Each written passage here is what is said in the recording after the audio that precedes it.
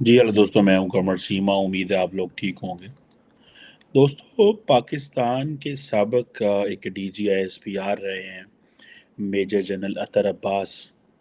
انہوں نے کل ایک کراچی فیسٹیول ہوا ہے جس کو کہا جا رہا ہے کہ یہ کراچی لٹریچر فیسٹیول ہوا ہے کراچی کے اندر. وہاں پہ ڈسکشن ہوئی اور پاکستان بھارت اور ساؤتھ ایشین پالیٹکس میں. مزے کی بات تو یہ ہے کہ میرا خیال ہے وہاں پہ کوئی ساؤتھ انڈیا سے تو بندہ شاید نہیں آیا، لیکن کوئی امریکہ سے لوگ گئے ہوئے تھے اینڈ آل دیٹ. اب سابق D G S P R صاحب یہ کہتے ہیں کہ انڈیا کے ساتھ جو ڈائلاگ ہے آن آل لیولز ادر دین ملٹری، یہ پاکستان کی ضرورت ہے. یعنی کہ جو فوج کے سی بی ایمز چل رہے ہیں وہ ٹھیک ہے، لیکن جو پاکستان کی جو سیکیورٹی اسٹیبلشمنٹ ہے اب اس کو یہ سمجھ لینا چاہیے کہ یہ بھائی ہمیں ضرورت ہے. ڈائلاگ پاکستان کی ضرورت ہے. یہ میں بھی چیز بہت دیر سے کہہ رہا ہوں اور اسی جگہ پہ کہہ رہا ہوں، لیکن کیا انڈیا تیار ہے؟ کیا پرائم منسٹر مودی تیار ہیں؟ وہ نہیں تیار. ہم بہت پیچھے رہ گئے ہیں اس سینس میں کہ وہ جسے کیا ایک محاورہ ہے نا کہ وی ہیو مس دا بس یا مس دا ٹرین یا کچھ اس طرح کا. اب یہ جو کہا جاتا ہے کہ جی انیشیٹو لینا چاہیے ٹریک ٹو ڈپلومیسی کا. بہت سارے ٹریک ٹو ہوتے ہیں، میں نے سنا ہے سنگاپور میں، تھائی لینڈ میں، پتہ نہیں کہاں کہاں پہ چھپ چھپیتے جات کے ہمارے کچھ تھنک ٹینکس کے لوگ ہیں جاتے ہیں وہاں پہ جا کے. کچھ بھارت سے آتے ہیں، کچھ جنرلز، کوئی امبیسڈرز، جن کو ظاہری بات ہے آشیرواد ہوتی ہے ہمارے سیٹ اپ کی اور انڈیا کے سیٹ اپ کی اینڈ اکیڈیمیا. لیکن ٹریک ٹو جو ڈائلاگ ہے یا ڈپلومیسی ہے وہ مسنگ ہے. اس کی وجہ یہ ہے کہ پاکستان کی جو ملٹری اسٹیبلشمنٹ ہے وہ بہت دیر تک یہ سمجھتی رہی کہ یہ سارے بڑے نالائق لوگ ہیں. وہ بھلے معاشرہ ہو، بڑے سیاستدان ہوں، یہ بھلے اکیڈیمکس ہوں یا میڈیا کے لوگ ہوں، یہ بک جاتے ہیں. ہم نہیں بکتے. ہم جو ہے وہ نہیں بکیں گے اور ہمیں ہی ایک انسٹیٹیوشنل میموری رکھتے ہیں اور ہمیں ہی بھارت سے بات کرنی چاہیے. تو وہ سارے راستے ہم نے بند کر دیے ہماری ملٹری اسٹیبلشمنٹ نے. جب وہ اپنا راستہ بھی کھولنا چاہ رہے تھے تو وہ نہیں کھل رہا. اب کبھی ہم یو اے ای کے پاس جاتے ہیں، امریکہ کو انڈیا نے بھگا دیا، گریٹ برٹن کو انڈیا نے بھگا دیا، سب کو بھگا دیا. اب آ کے ہماری جو ملٹری لیڈرشپ ہے، یہ جنرل صاحب جو ہیں جنہوں نے یہ بات کی ہے، انہوں نے یہ بات کہی کر تو دی ہے، لیکن یہ بھی اسٹیبلشمنٹ کے لیفٹ پہ ہیں اس وقت. کوئی ان کی بھی ریٹائر ہیں لیکن ان کے کوئی اچھے تعلقات نہیں ہیں. مجھے یاد ہے کہ یہ جنرل صاحب کو انڈین ہائی کمیشن نے ایک تقریب پہ بلایا تھا، رمضان میں کوئی افطاری وغیرہ تھی، تو سارے لوگوں کو ٹیلی فون کیے گئے اور کہا گیا کہ آپ نے وہاں پہ نہیں جانا. جن لوگوں کو انویٹیشن پہنچے ہوئے تھے تو ان کو بھی انویٹیشن گیا ہوا تھا، تو یہ چلے گئے تھے. وہاں انہوں نے کہا نہیں میں نے جانا ہے. تو جس بات پہ لے کے ان کو بھی سننے میں آیا، this is what I heard from somewhere. خیر اینی ہو، یہ میرا خیال ہے 2-3 سال پہلے کی بات ہے جب یہ کووڈ شووڈ کے سلسلے کی بات ہے. اب یہ جو چیز ہے یہ اوبیسلی امپورٹنٹ ہے. اب ہم یہ کہتے ہیں کہ جناب وہ بھارت، وہ دیکھیں نا، وہ اس طرح نہ اس طرح. بھارت بہت آگے نکل گیا. بھارت کے اندر ایک مائنڈ سیٹ یہ تھا کہ جسے وہ کہتے ہیں نا، اور ساری انڈیا کا جو اسٹریٹجک جو فور سائٹ رکھنے والے لوگ ہیں وہ یہ سمجھتے ہیں ہمیں تو نریندر مودی نے آزاد کر دیا. کیونکہ انڈیا کے اندر یہ تھا کہ بھائی جی یہ دیکھیں، سب سے پہلے یہ جو کنونشنل وزڈم ہوتی ہے کہ انڈیا کے اندر یہ تھی اور پوری دنیا میں بھی یہ تھی کہ جناب پاکستان کا مسئلہ حل کرنا پڑے گا. اور انڈیا کے اندر ظاہری بات ہے اس حوالے سے بڑا کام ہوا اور پاکستان کو ایسے بیگیج سمجھا جاتا تھا کہ نہ ہمیں یہ آگے جانے دے رہا ہے، نہ یہ ہم سے بات ہو پا رہی ہے، کوئی راستہ بھی نہیں چل پا رہا. پاکستان نے جو مار کھائی نا، وہ مار یہ نہیں کھائی کہ انڈیا کے اندر نریندر مودی آ گئے یا انڈیا کی اکانومی جو ہے وہ بڑی ترقی کرتی رہی، یا انڈیا کے جو ہیں وہ انڈیا کے اندر وہ بڑا بدل رہا ہے. پاکستان نے مار اس لیے کھائی ہے کہ پاکستان تبدیل نہیں ہوا، پاکستان کھڑا رہا، بلکہ پاکستان پیچھے جاتا رہا۔ پاکستان کھڑا رہا کیوں؟ کہ ہم نے جمہوریت نہیں چلنے دی۔ ہمارے جو الیکٹڈ پرائم منسٹرز آتے ہیں ان کو جو سیکیورٹی اسٹیبلشمنٹ ایجنسیاں جنہیں ہم کہتے ہیں یا اسٹیبلشمنٹ کہتے ہیں، وہ ان کو گراتے ہیں، ان کو کمزور کرتے ہیں۔ اگر وہ مضبوط ہوں تو وہ کہتے ہیں کہ کوئی اس طرح کا میکانزم ہونا چاہیے کہ یہ کمزور ہوں، تاکہ پارلیمنٹ جو ہے وہ ہوچ پوچ ہو، پارلیمنٹ مضبوط پارلیمنٹ نہ ہو۔ اگر مضبوط پارلیمنٹ ہوگی تو وہ فیصلے کرے گی اپنی مرضی سے۔ سیاستدانوں کو اپنی مرضی سے فیصلے نہیں کرنے چاہیے۔ اسی لیے پاکستان کی پارلیمنٹ کے اندر 2014 میں کہا جاتا ہے کہ جب نواز شریف پاور میں آئے تھے تو Nawaz Sharif basically army act بدلنا چاہتے تھے، اور اس آرمی ایکٹ کو، اب یہ بات obviously مجھے بھی بڑی پرانی پتہ ہے کہ وہ آرمی ایکٹ بدلنا چاہتے تھے، اور اس آرمی ایکٹ میں وہ جو آرمی چیف کی پاور ہے، کیونکہ وہ سمجھتے تھے پاکستان کا جو آرمی چیف ہے وہ اتنا پاورفل ہے کہ اس کی پاور کم کی جائے، وہ اس کا کیا میکانزم ہوگا۔ سننے میں آتا ہے، یہ شنید ہے، یہ ایک دس از آئی ہیو ہرڈ، اینڈ یہ بات اسلام آباد میں کافی چلتی رہی ہے، وہ یہ کہ اس جو اب پرائم منسٹر نے یہ سوچا اس وقت 2013-14 میں جب وہ پاور میں آئے کہ آرمی چیف کی پاور جو ہے وہ آرمی چیف سے لے کے یا تو chairman joint chief of staff کو تھوڑی سی دے دی جائے، اور تھوڑی سی جو پاور ہے وہ پارلیمنٹ کے پاس آ جائے، جس میں جو پروموشنز ہیں وہ پارلیمنٹ کے پاس آئیں، اینڈ ٹرانسفر پوسٹنگز جو ہیں وہ chairman joint chief of staff committee کے پاس چلی جائیں، تو شاید آرمی چیف کی پاور کمزور ہو جائے گی، تو وہ ہمیں ہلا جلا نہیں سکیں گے۔ اب یہ دیکھیں نا کہ پاکستان کے وزرائے اعظم کو کس طرح کے دھکے کھانے پڑتے ہیں، کیا کیا پلان کرنا پڑتا ہے۔ اس سے پہلے آصف علی زرداری جو سابق صدر ہیں، بلاول بھٹو زرداری کے جو والد ہیں، انہوں نے اسٹیبلشمنٹ کے رول کو کمزور کیا دو طریقوں سے۔ ایک طریقہ تو یہ تھا، ایک طریقے سے مضبوط کرتے تھے لیکن ایک طریقے سے کمزور کرتے تھے، وہ بڑے کھلاڑی ہیں۔ وہ طریقہ مضبوط کرنے کا یہ تھا ان کا کہ لیٹ سے میں نے یہ سنا تھا یہ بھی بات اب کہ جی اگر فار ایگزامپل آرمی چیف سمجھتے ہیں کہ جی میرے ایک چیک میری کتنی پار ہے، کہ جی ہوتا ہے نا ہمارے سینکشننگ اتھارٹیز ہوتی ہیں کہ جیسے لیٹ سے کوئی ایک جگہ پہ جی او سی ہے، کوئی 3 اسٹار جنرل ہے، تو اس کی کتنی سینکشننگ اتھارٹی ہے، جی وہ 10 لاکھ یا 20 لاکھ یا 50 لاکھ کے آرڈر خود کر سکتا ہے، اس کو کہیں سے جا کے بی او جی سے یا دائیں بائیں سے اپروولس نہیں لینی پڑتی۔ تو وہ کیا کرتے تھے، اس وقت جنرل کیا نہیں ہوتے تھے تو وہ ان کو فری ہینڈ دیتے تھے، میرا خیال ہے $30 کروڑ کے پتہ نہیں کتنے تھا، آئی ایم ناٹ شیور، لیکن مجھے ایگزیکٹ فگر وہ یاد تھا، کسی وقت تک بھول گیا۔ تو اس حد تک انہوں نے فریڈم دیا ہوا تھا جنرل کیانی کو کہ جی ٹھیک ہے آپ یہ لیں جناب، آپ کو کچھ چیز لینی دینی ہے، ادارے کو مضبوط کرنا ہے تو میں آرمی چیف کو، تو جو ان کو وہ کہتے تھے وہ کرتے۔ لیکن انہوں نے کیا کیا، انہوں نے 18th امینڈمنٹ کے ذریعے جو صوبوں سے جو مرکز کی پاور ہے وہ صوبوں کو دے دی، اور جس کی وجہ سے مرکز کے پاس ڈیفنس کا بجٹ ہی نہیں رہتا تھا، تو وہ بڑے سمارٹ کھیلے، اور اس طرح اسٹیبلشمنٹ جو ہے وہ فوج کمزور ہوئی۔ اور فوج کمزور ہونے سے مراد یہ نہیں تھا وہ دفاع کمزور کرنا چاہ رہے تھے، وہ چاہ رہے تھے کہ ایکچولی تو پیسہ صوبوں کے پاس جانا چاہیے تاکہ وہ مرضی کے فیصلے کریں۔ یہ تو ہے جتنا زیادہ مضبوط مرکز ہوگا وہ حالات خراب کرے گا۔ زرداری نے بڑے سمارٹلی جو ہے وہ پاور جو ہے وہ ٹرانسفر کر دی صوبوں کو 18th امینڈمنٹ کے ذریعے 2010 میں۔ نواز شریف جو ہے وہ کروڑ طریقے سے آرمی چیف کی پاور کم کرنا چاہ رہے تھے اور وہ پکڑے گئے، اور پھر اس کے اوپر پھر عمران خان کو لانچ کر دیا گیا 2014 میں۔ اس وقت ایک مولوی صاحب ہوتے تھے طاہر القادری، ان کو لانچ کر دیا گیا کہ جناب یہ جو ان کی طاقت کم کر دی جائے۔ اور پھر جو ہوا، پھر عمران خان جو تھا وہ ظاہر بات ہے، اور پھر اس کے بعد کیا ہوا کہ پاکستان کے اندر ہمیشہ کے لیے جو انسٹیٹیوشنل امبیلنس آ گیا۔ انسٹیٹیوشنل امبیلنس کس طرح آیا کہ ملٹری اسٹیبلشمنٹ نے جب یہ چیز سمجھ لی تو انہوں نے کیا کیا کہ انہوں نے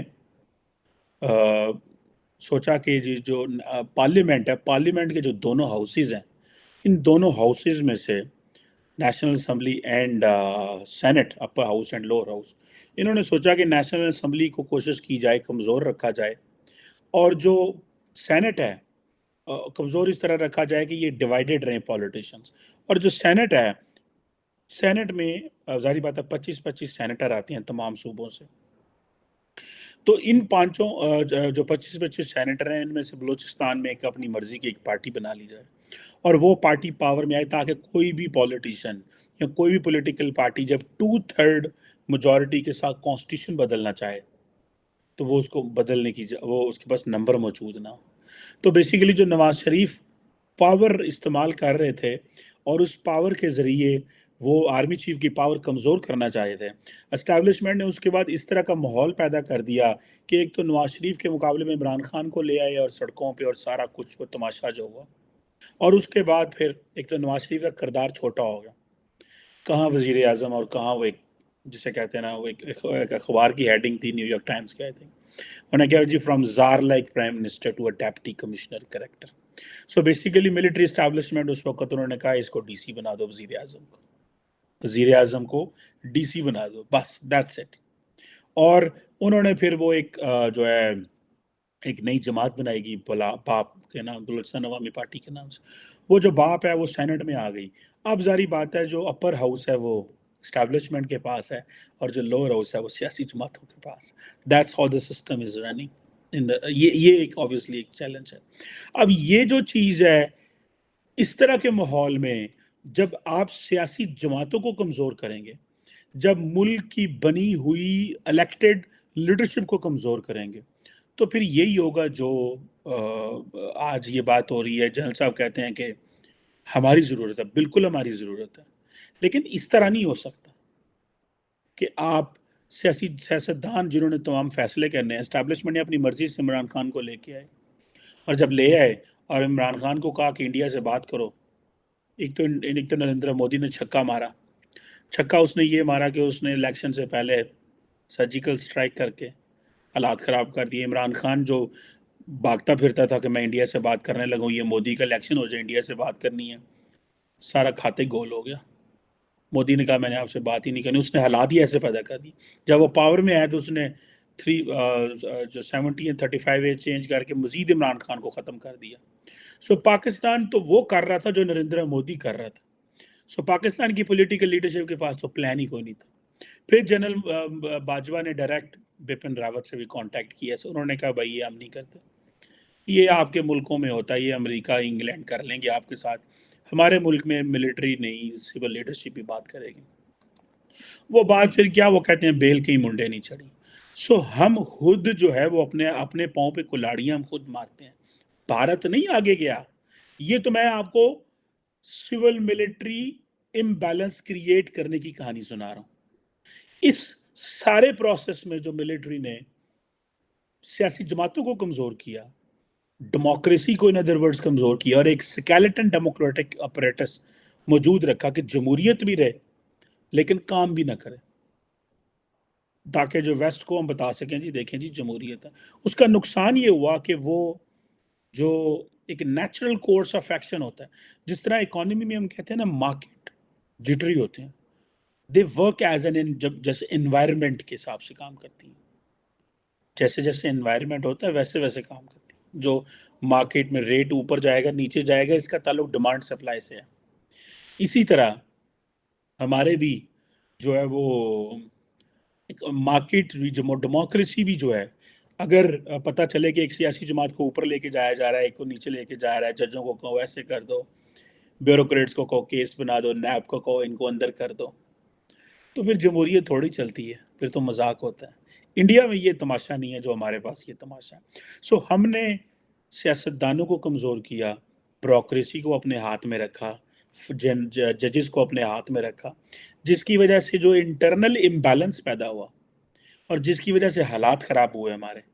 اور ہم پھر at the end of the day ہم یہ کہہ رہے ہیں کہ انڈیا آگے ضرور گیا ہے لیکن ہم بہت پیچھے چلے گئے. اب پھر اکانومی خراب ہونی شروع ہو گئی، پھر امریکنز افغانستان سے چلے گئے، ہمارا جو بجٹ ڈیفیسٹ ہوتا تھا وہ پورا شروع ہو جاتا تھا، وہ نہیں ہوا، پھر ہماری آبادی بڑھ گئی. تو ہم پیچھے آئے ہیں. انڈیا جو آگے گیا ہے وہ تو گیا ہے، ہمارا پھر کوئی انڈیکیٹر نہیں رکا. آج بھی میں 100% سمجھتا ہوں کہ پاکستان کی اکانومی کے اندر جان موجود ہے. یہ نہیں ہے کہ ہمارے پاس پیسے کوئی نہیں ہے، لیکن بڑی اکانومی انفارمل اکانومی ہے. لوگ ٹرسٹ ہی نہیں کرتے، لوگ بینکوں میں پیسے نہیں دکھاتے. پھر یہ ہے کہ ہم سمجھتے ہیں بینکوں کو، ہماری بہت بڑی آبادی تو سمجھتی ہے بینک ہے یہ تو سودی کام ہے. معذرت چاہتا ہوں. تو سود کیوں ہم جو ہے وہ اس بینکوں میں کیوں جائیں؟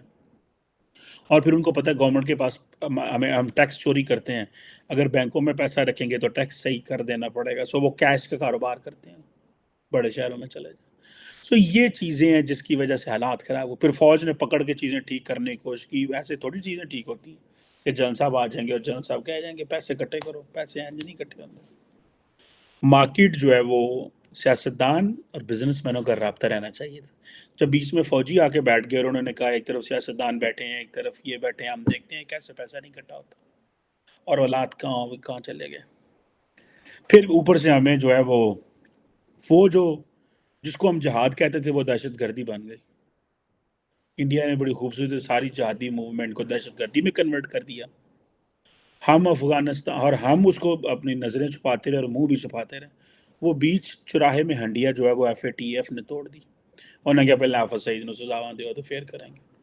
پھر وہ ساری انڈیا کی ایک ایک کر کے باتیں مانی گئی انٹرنیشنلی، اور انڈیا دنیا کو یہ کہتا رہا کہ ایک طرف آپ دہشت گردی کی بات کرتے ہو، یہ دیکھو میرے ملک کے اندر یہ ایک فریڈم سٹرگل چل رہی ہے، یہ دہشت گرد ہے۔ انہوں نے سب کو لیبل کر دیا، پاکستان پیچھے بھاگ گیا، وہ جن مجاہدین کو ہم سپورٹ کرتے تھے۔ So that's how we lost it. So economy جو خراب ہو گئی، باہر سے پیسہ آنا بند ہو گیا، باہر سے وہ چیزیں ختم ہو گئی سارے۔ عمران خان جیسے آرٹیفیشل کریکٹر کو کھڑا کر دیا، ان کریکٹرز کو ہم نے کھڑا کر دیا تاکہ یہ کریکٹر جو ہیں وہ ملک ٹھیک کریں، پر وہ کتوں کرن انہوں بیچارے دینی اوقات کی تو۔ سو یہ چیزیں جو ہیں انہوں نے، اب ہوا کیا ہے کہ اب ہم مارجنلائز ہو گئے، انڈیا ملیٹیرلی آگے نکل گیا، انڈیا امریکہ دا یار بن گیا۔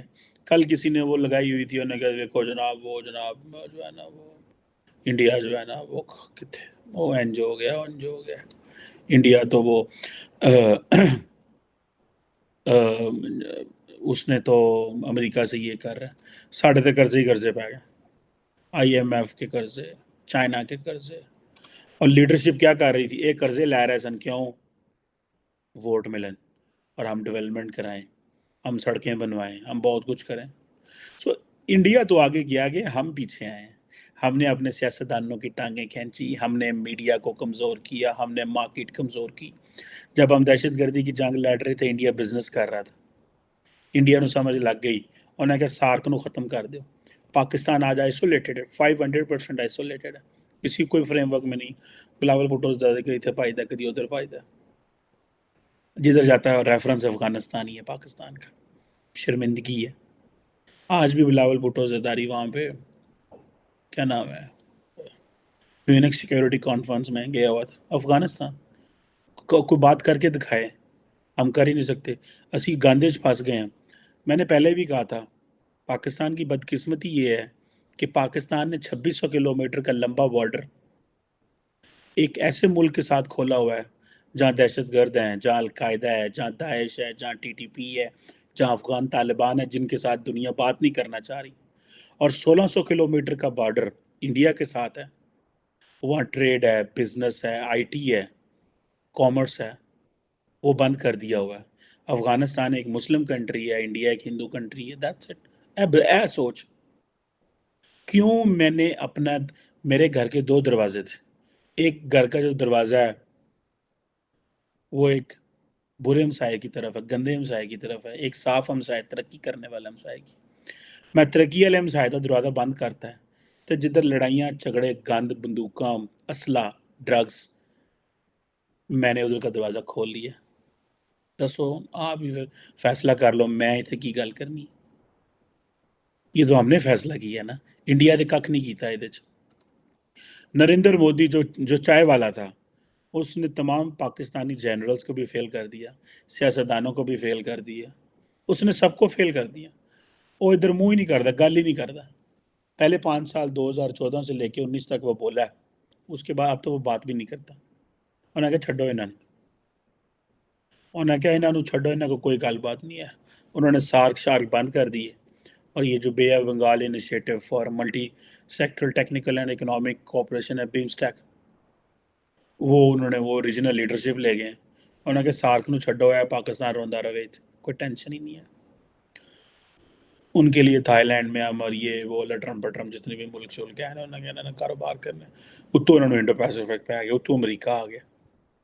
پاکستان کی بدقسمتی یہ ہے کہ امریکہ نے کو پاکستان چاہیے رشیا کو نیچے گرانے کے لیے، ہم تیار ہیں، مجاہدین بنا دیں گے، طالبان بنا دیں گے، اور پھر ان طالبان کو ختم کرنے کے لیے پھر ہم نے اور ہماری فوج چاہیے، اور ہم نے وہ فوج دی۔ جو غلطیاں ہمارے لیڈرز نے کی وہ ہم اپنے خون سے دھو رہے ہیں غلطیاں، لیکن تکلیف اس بات کی ہے کہ کسی کو احساس بھی نہیں ہے کہ ہم دھو رہے ہیں۔